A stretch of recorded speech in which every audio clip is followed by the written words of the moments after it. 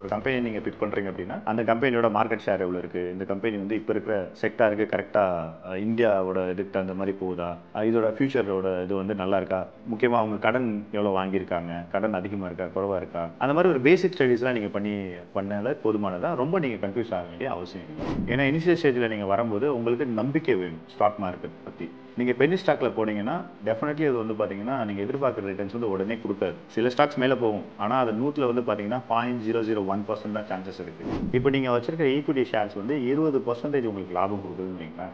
இது டபுள் ஆகிறது எத்தனை வருஷத்துல ஆகும்?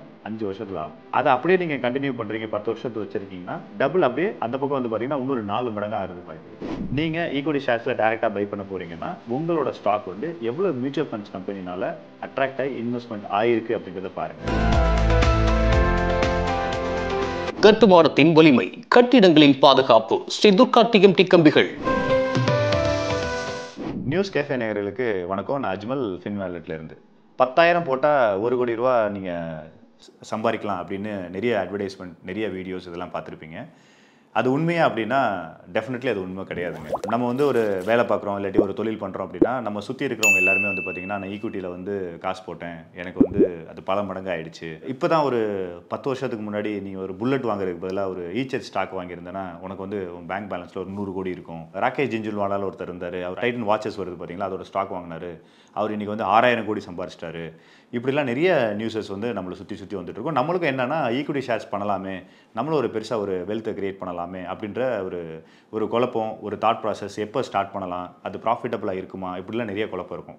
ஃபஸ்ட்டு வந்து நான் என்ன சொல்கிறேன் அப்படின்னா, நீங்கள் 10,000 ரூபா போட்டால் 1 கோடி ரூபா வரும் அப்படின்னு நீங்கள் நபராக இருந்தீங்கன்னா உங்களுக்கு ஒரு ஏமாற்றம் தான் காத்துட்ருக்கு. அப்படி வரவே வராது. ஏன்னா அந்த மாதிரி ஒரு சப்ஜெக்ட் வந்து பார்த்திங்கன்னா எங்கேயுமே கிடையாது. இது வந்து உங்களோட ஆர்வத்தை தூண்டுற மாதிரி தான் இருக்குமே தவிர நடைமுறையாக வந்து பார்த்தீங்கன்னா அது சாத்தியம் கிடையாது. நடைமுறையாக நீங்கள் ஈக்விட்டியில் ஒரு ப்ராப்பரான போர்ட்ஃபோலியோ பில்ட் பண்ணுறதுக்கு நான் ஒரு 10 டிப்ஸ் சொல்கிறேன். இதை நீங்கள் ஃபாலோ பண்ணும் பட்சத்தில் உங்கள் ரிஸ்க்கை நீங்கள் கம்மியாக வச்சு ஒரு ப்ராப்பரான ஈக்விட்டி போர்ட்ஃபோலியோ நீங்கள் பில்ட் பண்ண முடியும். அதை நம்ம பார்க்கலாம். டிப் நம்பர் 1, நீங்கள் ஒரு ப்ராப்பரான டிமேட் அக்கௌண்ட்டை சூஸ் பண்ணுங்கள். இப்போ நீங்கள் வந்து ஒரு சேலரி நபராக இருக்கீங்கன்னா உங்களுக்கு ஒரு சேலரிட் அக்கௌண்ட் இருக்கும். நீங்கள் வந்து ஒரு டிமேட் அக்கௌண்ட்டை வந்து நீங்கள் ஜெரோதா, க்ரோ, இல்லாட்டி ஒரு மோதிலால் ஓஸ்வால், இல்லாட்டி ஷேர்கான், இந்த மாதிரி நீங்கள் கம்பெனிஸை சூஸ் பண்ணலாம். இவங்க என்ன பண்ணுவாங்கன்னா உங்களுக்கு ஒரு டிமேட் அக்கௌண்ட்டு, ஒரு ட்ரேடிங் அக்கௌண்ட்டும் ஓப்பன் பண்ணி உங்களோட சேவிங்ஸ் அக்கௌண்ட்டில் லிங்க் பண்ணி கொடுத்துருவாங்க.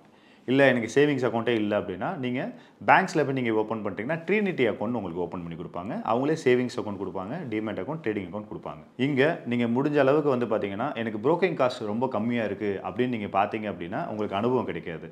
இல்லை அனுபவம் கிடைக்குது அப்படின்னா புரோக்கிங் காஸ்ட் ரொம்ப ஜாஸ்தியெல்லாம் இருக்காது. ஏன்னா ஒரு ஜெரோதா, க்ரோ ஆப் வந்து ஒரு 0.3% சார்ஜ் பண்ணுறான் அப்படின்னா ஒரு நீங்கள் வந்து ஒரு கோட்டக்கு இல்லாட்டி ஹெச்டிஎஃப்சி இல்லாட்டி நீங்கள் ஒரு ஷேர்கான், மோதிலால், இவங்கெல்லாம் வந்து பார்த்தீங்கன்னா ஈக்விட்டிலே நல்ல எக்ஸ்பீரியன்ஸ்டாக இருக்கும். இவங்க வந்து ஒரு 0.5% சார்ஜ் பண்ணுவாங்க.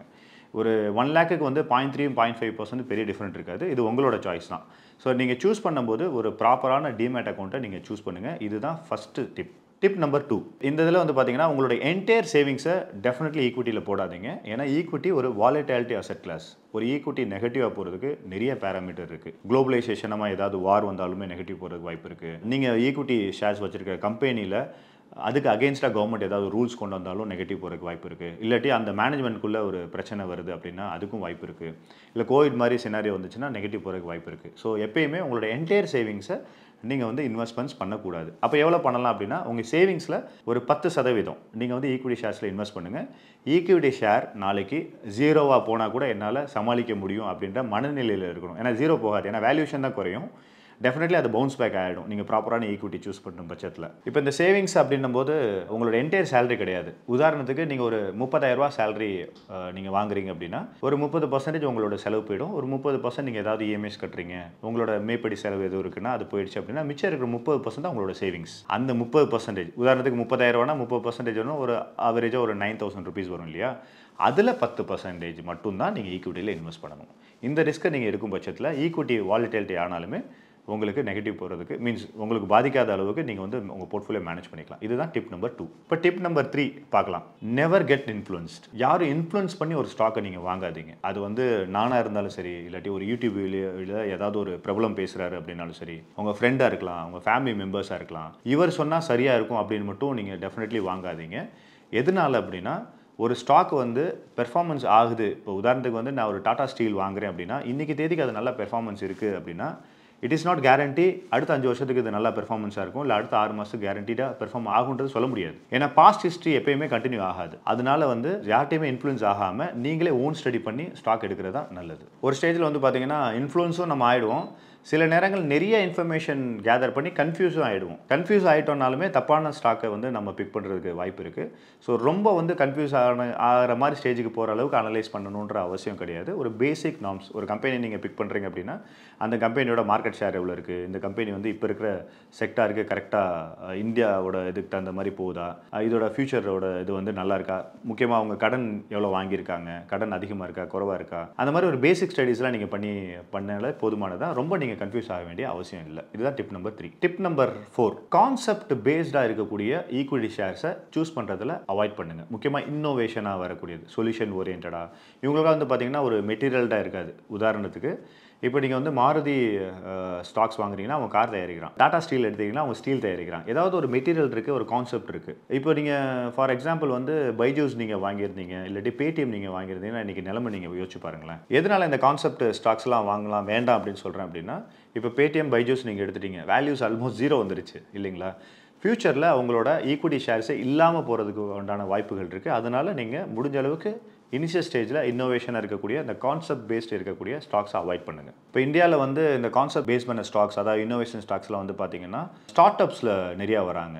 இப்போ நான் ஏற்கனவே சொன்ன உதாரணம் மாதிரி பைஜூஸ் மாதிரி இருக்கட்டும், பேடிஎம் மாதிரி இருக்கட்டும், இப்போ ஜொமேட்டோவாக இருக்கட்டும், நிறைய ஸ்டார்ட் அப் கம்பெனிஸோட நீங்கள் ப்ராஃபிட் அண்ட் லாஸில் போனீங்க அப்படின்னா நிறைய கம்பெனி இப்போ வரைக்குமே ப்ராஃபிட் பண்ணலை, அவங்களாம் நெகட்டிவில் தான் இருக்காங்க. இட் மீன்ஸ் என்னென்னா என்னைக்காவது ஒரு ஸ்டேஜ், ஏன்னா இவங்க வந்து மார்க்கெட் கேப்பை தான் ஃபோக்கஸ் பண்ணுறாங்களே தவிர இன்னும் ப்ராஃபிட்டை வந்து ஃபோக்கஸ் பண்ணலை. காரணம் என்னென்னா சின்ன டூரேஷனில் அதிகமான மார்க்கெட் கேப்பை பிடிக்கிறதுக்கு அவங்க முற்படுறாங்க. அப்போ இங்கே ப்ராஃபிட் ஓரியன்டாக இல்லை அப்படின்னா ஃப்யூச்சரில் இதுக்கு ரிவேஸ்டாக இருக்கக்கூடிய ஏதாவது கவர்மெண்ட்டோட கம்ப்ளைண்ட்ஸோ இல்லாட்டி இவங்க இப்போ பேடிஎம்மே அதுதான் நடந்தது. ஏன்னா பேடிஎம்மோட கவர்மெண்ட் கம்ப்ளைண்ட்ஸை அவங்க ஃபாலோ பண்ணாதனால கவர்மெண்ட் வந்து பிளாக் பண்ணுறாங்க, அவங்களோட என்டையர் சிஸ்டமே கொலாப்ஸ் ஆகுது. இந்த மாதிரி எக்ஸ்டர்னல் ஃபேக்டர் நிறையா இருக்குது. ஸோ அப்படி கொலாப்ஸ் ஆச்சு அப்படின்னா உங்களோட கான்செப்டாக இருக்கக்கூடிய அந்த ஈக்விட்டி ஷேர்ஸ் வந்து 0 ஆகிறதுக்கும் வாய்ப்பு இருக்குது. அதனால் நீங்கள் இதை அவாய்ட் பண்ணுறது நல்லது. டிப் நம்பர் 5 வந்து பார்த்தீங்கன்னா, நீங்கள் இனிஷியலாக ஸ்டார்ட் பண்ணும்போது 10 ரூபா ஷேரோட வேல்யூ இருக்குது, இல்லாட்டி 5 ரூபா இருக்குது, இல்லாட்டி 15 ரூபா இருக்குது, இல்லை 40 ரூபா இருக்குது, இந்த மாதிரிலாம் நீங்கள் ஸ்டாக்ஸ் இருக்கும். இதெல்லாம் பென்னி ஸ்டாக்ஸ்னு சொல்லுவாங்க. இந்த மாதிரி ஸ்டாக்ஸை வந்து நிறைய ஃபினான்ஷியல் அட்வைஸ் பண்ணியிருக்கலாம், இல்லாட்டி உங்களுக்கு தெரிஞ்சவங்க யாராவது சொல்லியிருக்கலாம், இனிஷியல் ஸ்டேஜ் தானே இதை வேணால் ட்ரை பண்ணிப்பாரு அப்படின்னு. தயவு செஞ்சு அது பண்ணாதீங்க. ஏன்னா இனிஷியல் ஸ்டேஜில் நீங்கள் வரும்போது உங்களுக்கு நம்பிக்கை வேணும் ஸ்டாக் மார்க்கெட் பற்றி.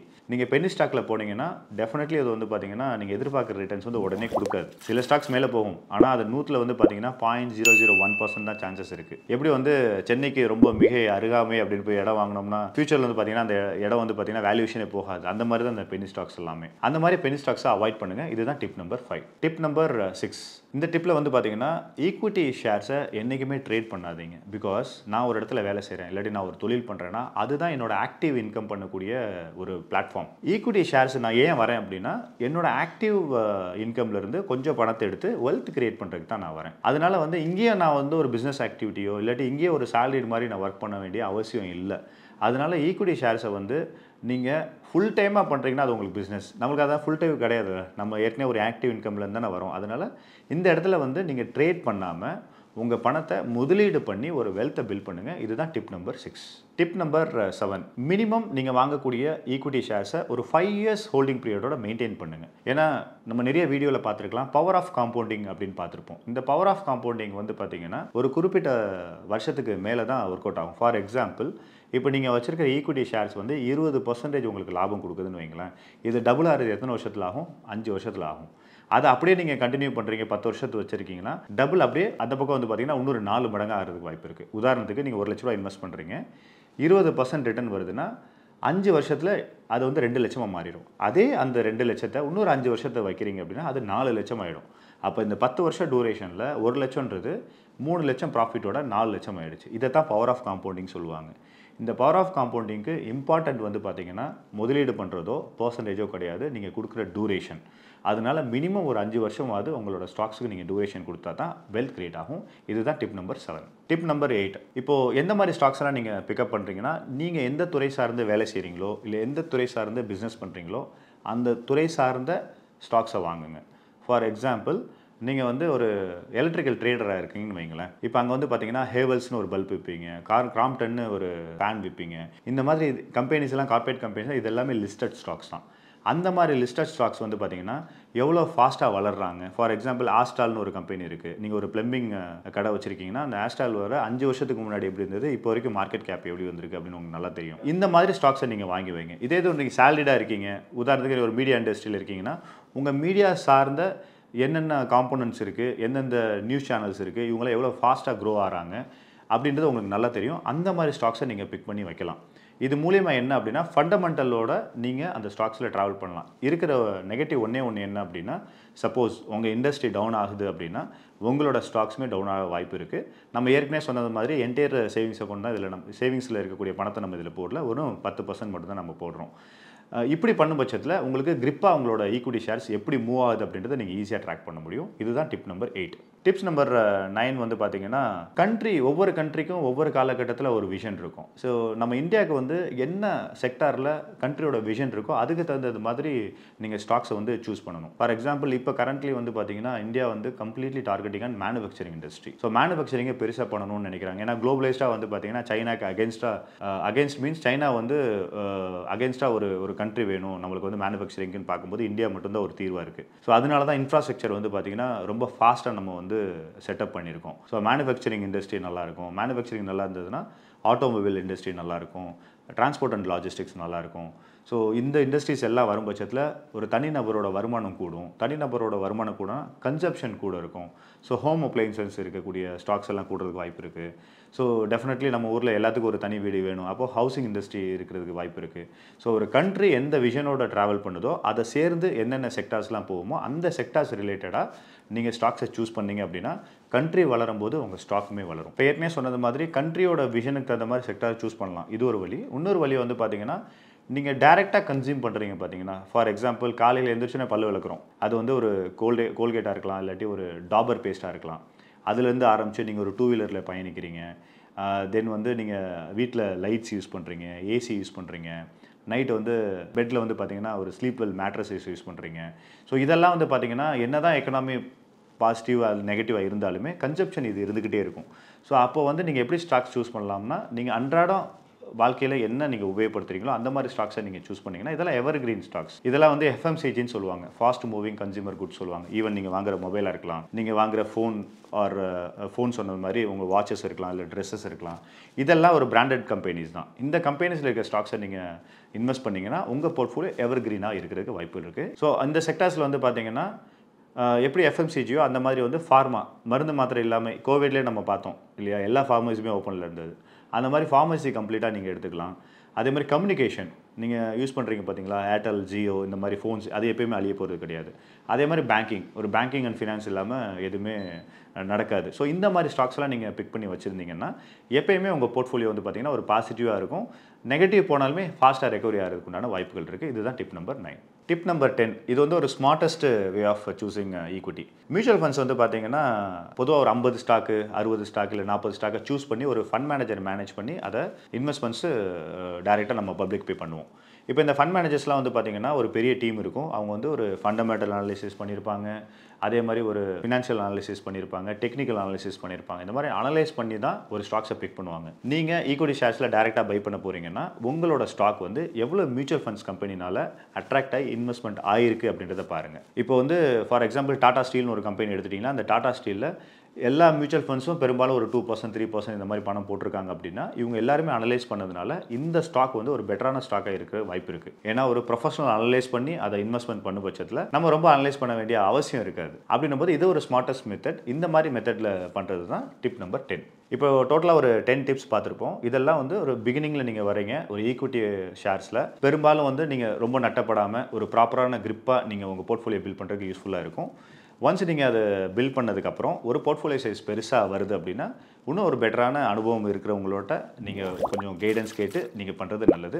திருப்பி நான் சொல்கிறேன், ஈக்விட்டி ஷேர்ஸ்ன்றது மார்க்கெட்டோட கண்டிஷனுக்கு தகுந்த மாதிரி கீழே போகிறதுக்கு வாய்ப்பு இருக்குது. அந்த ரிஸ்க்கை நீங்கள் டேரெக்டாக தான் நீங்கள் சூஸ் பண்ணி மேனேஜ் பண்ணுற மாதிரி இருக்கும். நல்ல போர்ட்ஃபோலியோ பில்ட் பண்ணுங்கள். இதே மாதிரி அடுத்த டிப்ஸோட அடுத்த வீடியோ நம்ம மீட் பண்ணலாம். நன்றி. இந்த வீடியோ உங்களுக்கு பிடிச்சிருந்தா லைக் பண்ணுங்க, ஷேர் பண்ணுங்க, கமெண்ட் பண்ணுங்க. மறக்காம பெல் பட்டனை கிளிக் பண்ணிட்டு சப்ஸ்கிரைப் பண்ணிடுங்க.